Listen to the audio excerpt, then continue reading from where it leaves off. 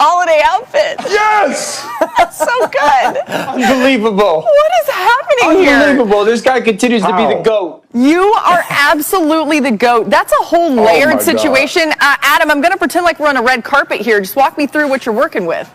Well, Laura, if they're going to change outfits and wardrobes during the Oscars, I figured that's the least we could do on NFL Live during the Christmas Eve edition of it. And you guys requested that I put on some sort of Christmas outfit after opening the show in a regularly closed outfit. And so this is one of the advantages of working at home during the pandemic. You have a wife and a daughter and a son who are enthusiastic about making you look as foolish as you possibly can.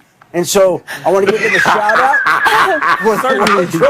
for making me look like this. Look, if you can't laugh at yourself in this year, in 2020, well, when are you going to laugh at yourself? You look amazing. And shout out to the fam for that. You know what? On that note, Adam, let's get to your top stories. Very serious business here, starting with Ronald Jones. Yes.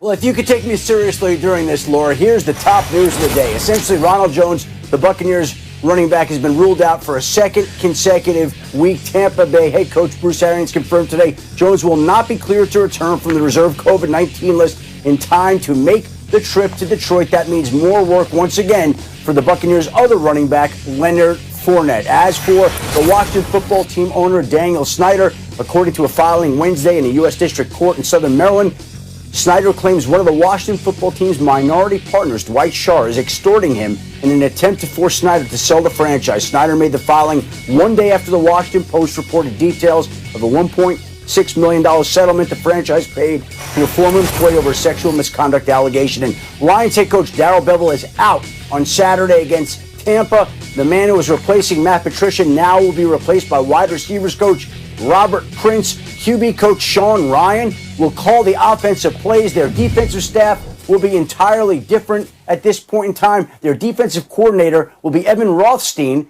who is the assistant to the head coach, who's been with the organization for 9 years, who's never done this in a game, who went to my high school, by the way, but he will be calling the defensive plays and become the first person in the history of Belmore John F. Kennedy High School on Long Island to call plays in an NFL game. Let's go. Hey, by the way, if you're just joining us, yes, that's Adam Schefter, and yes, he is decked out in all kinds of holiday cheer. We shift our focus to the AFC, and here's how the playoff picture currently stands. The Chiefs, Bills, and Steelers have already booked playoff spots. Kansas City in the driver's seat for that #1 seed, and of course, home field advantage, so important. The Browns, Colts, and Dolphins occupy the 3 wild card spots with the Ravens and Raiders on the outside looking in. So a huge game between the Dolphins and those Raiders in the desert. Miami holding on to that last playoff spot we just showed you there, while Vegas would be eliminated from playoff contention with a loss or a Ravens victory. Key, does this game for Miami ride on Tua?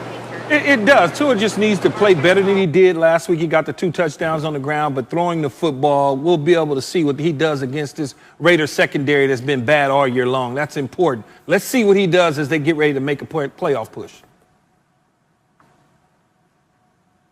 I'm with you. Look, I'm looking at the other side of the ball for the Dolphins. This defense has been a defense that's been driving a lot of turnovers, giving a lot of short fields, and being able to sometimes get in the end zone as well. Derek Carr and this offense presents a challenge, but I'm looking forward to seeing this front from the Miami Dolphins get after the Raiders and Derek Carr, who's hobbled, and this secondary versus Ruggs and Waller and all of those guys, see if they can continue to stand up and turn the football over as well. Yeah, 2 things I'm watching this game. 1, if the Raiders are going to win, I'll give you the 2 names that have to play well to do it. Nelson Aguilar and Foster Moreau. I think this is a difficult matchup for the Dolphins defensively. Waller's really good, and those corners are long, so they'll get tested. But I think you can get after their nickel, and I think you can get after their linebackers in the pass game. Those 2 guys have to play well if Las Vegas is going to win. Then Tua. Last week, I thought he played really well given what the game was needed. If Gesicki and Devontae Parker are back, I want you to push the ball downfield a little bit more. This is a defense that you can really go, all right, I'm starting to get more explosive pass game for offense. Let me see you push the ball downfield a little bit and have success to it. Those are the 2 things I want to see in this football game. Yeah, it would be a big help for him if Mike Gesicki is able to get out there and be healthy. That's been one of his favorite targets all season long. We got more NFL Live coming your way, so let's get right back to it. Vikings and Saints in Week 16, and these teams have a history with us for that. And what are you paying attention to, Adam, in Saints and Vikings?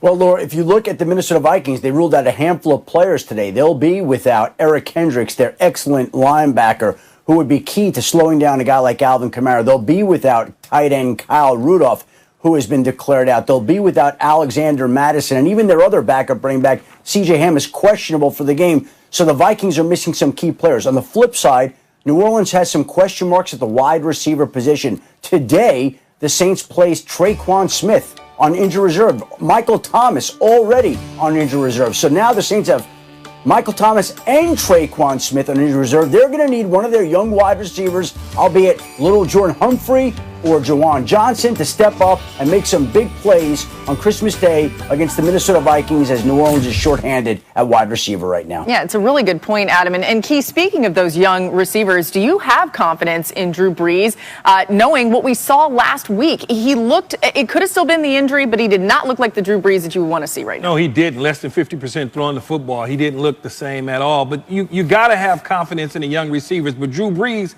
has got to get them on the same page. There's no Laquan Smith there. There's no Michael Thomas. That's key to them. But there's Alvin Kamara. And when you think about it, you got one of the better players of all the National Football League on your team despite position. Drew Brees has been here before, but that's not important to me. What's important is, can you get over Minnesota spanking that butt the last 3 times out? Can you get over that?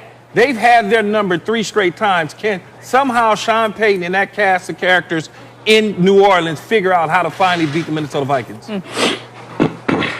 Yeah, sometimes seeing is believing. And then sometimes the most real things in the world are the things we can't see. I know the Saints are really good, right? Like, they're a team in the NFL that I'm like, I know what they are. But then there is a great variable of unknown. I have been seeing Drew Brees and Michael Thomas play together since September. I mean, this team is 10-4, and they've played 2 games together. Like, so that's, for me, it's like, I understand that this is a championship caliber football team, but there's that unknown that I just can't see. I haven't seen it this year. Drew's going to be a lot better from last week to this week. If you watched the Chicago-Minnesota game, Chicago ate them up in the play-action game. And something that this offense does really well and needs to do this weekend to help those receivers maybe get some of those chunk throws, to help them get themselves open, to create that void and pass concept, is for that play-action pass to be dominant against Minnesota. Minnesota's got nobody playing on defense right now. So this is a great game for Drew to get his second week back, for that play-action pass to be a huge part of their game, some of those young receivers to get some chunk passes, and then kind of force themselves or get right headed into the playoffs. Man, I don't know if you've been writing poetry or songs or whatever, but you trying to be like a little wordsmith today. I don't know what's popping. I mean, he's it doing it on good, purpose, Marcus. But it's movie quotes. This is the new day. It's called Christmas movies, bro. Okay, listen.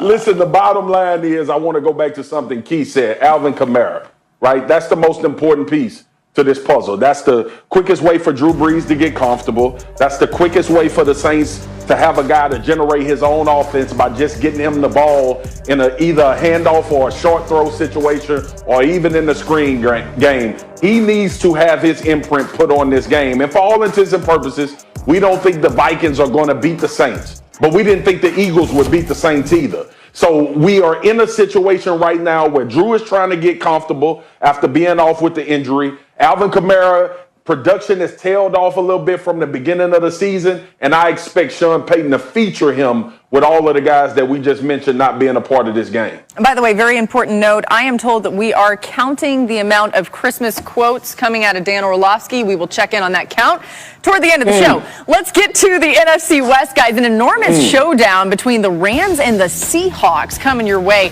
And the Rams are still wondering, how did they lose to the Jets?